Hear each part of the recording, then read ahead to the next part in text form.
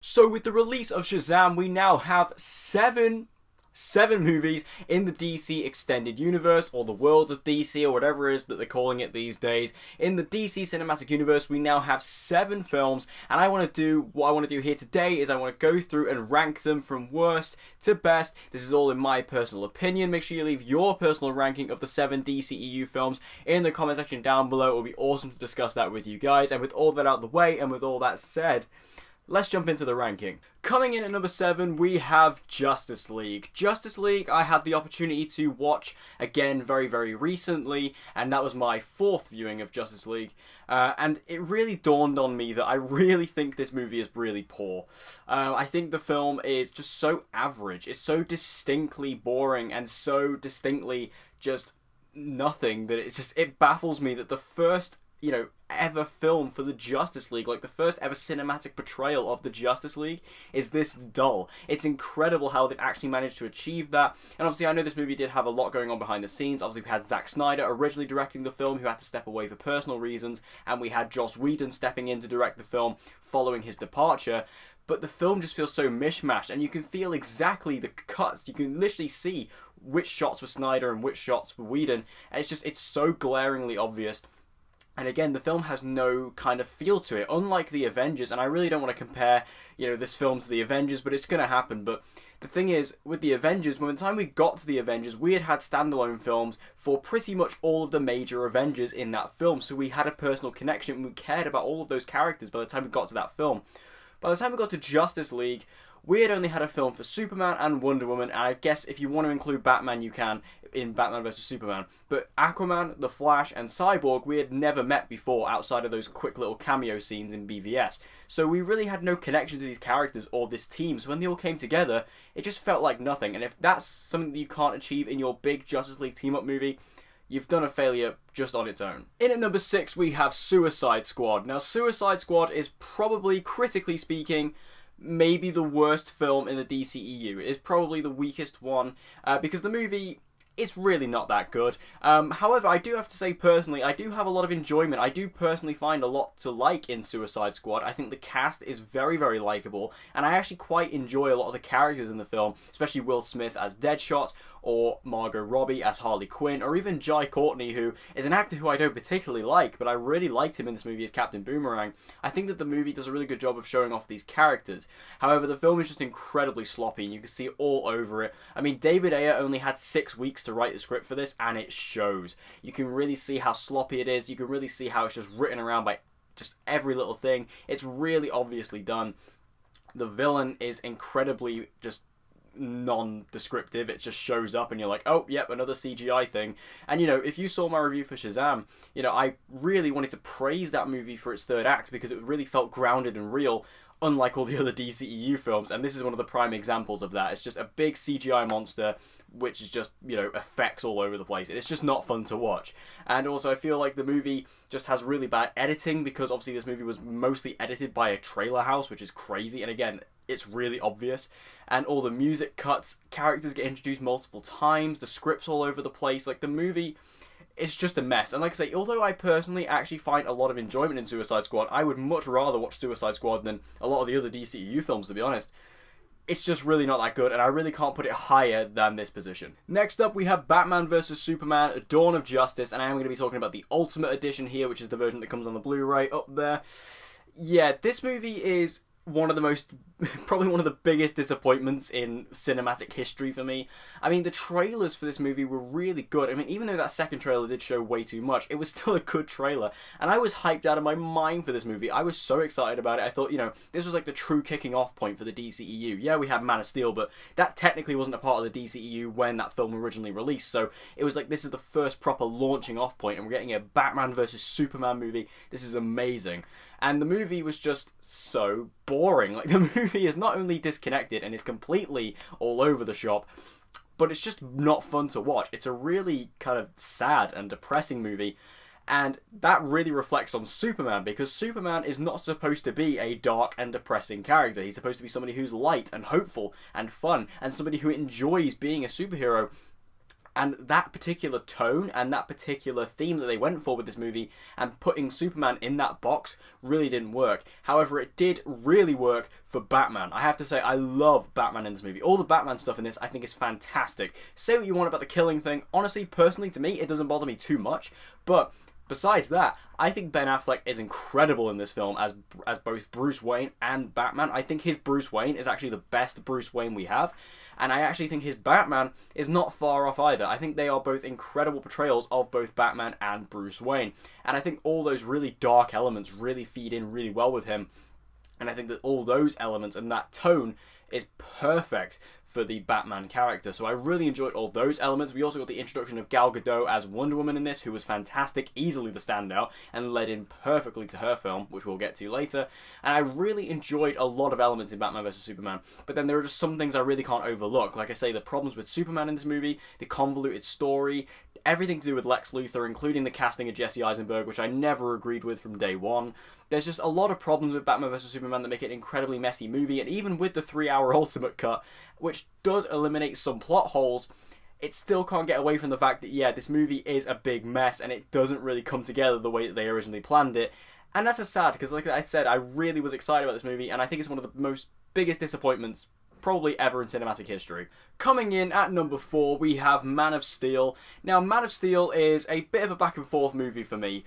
I think it's fine. I think Man of Steel is a perfectly fine Superman movie. It was definitely a different take, and something that I appreciated with that is a fresh idea. I think Zack Snyder had a lot of really good ideas with this, and again, taking Superman in that darker, bit more grounded, realistic Dark Knight direction was something that was definitely appreciated after all the Superman movies. Despite what I just said about Batman vs Superman, you know, putting Superman in this really dark kind of era, in Man of Steel, Superman wasn't this sad and depressed character like he was in Batman vs Superman. He was still himself. It was just in a more darker, grounded reality world.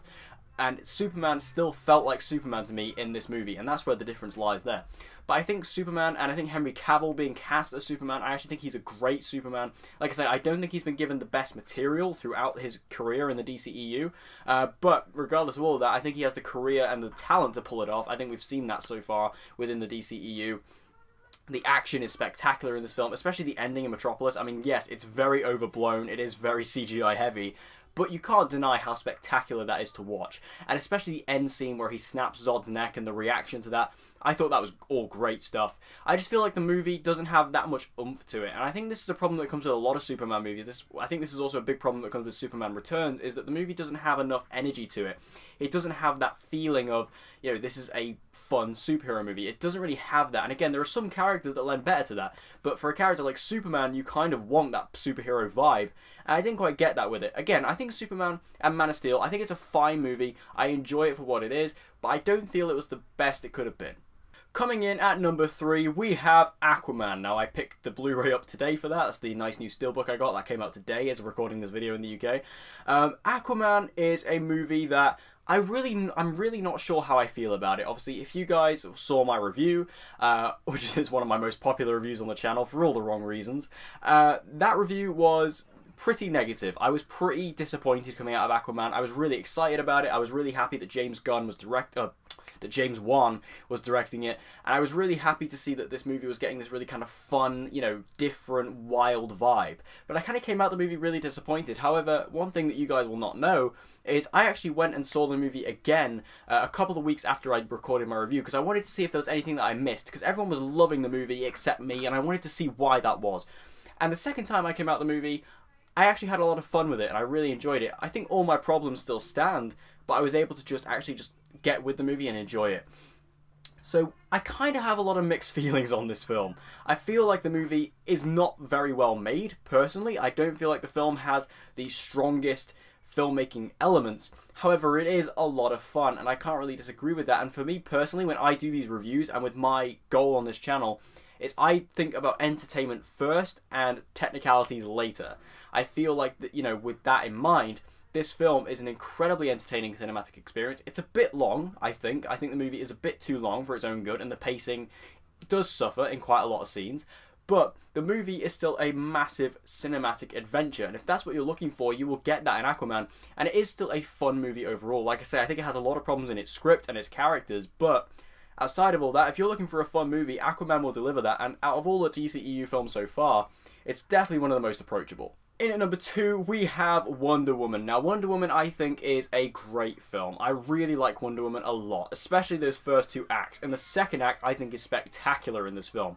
I think Gal Gadot really got to shine in the role of Diana Prince in this. We really got to see her innocence and her naivety, but also her strength and her charisma. It all just shined through. And I think she is easily the strongest hero we have in the DCEU. I really love her in this movie, as well as Chris Pine, who I also really enjoyed as Steve Trevor. I'm really excited to see how they bring him back in 1984. But I think that Wonder Woman is just a really solid film. It's a really good female superhero movie. DC was actually able to get the leg up on Marvel on this one by actually delivering a female-led superhero movie before them.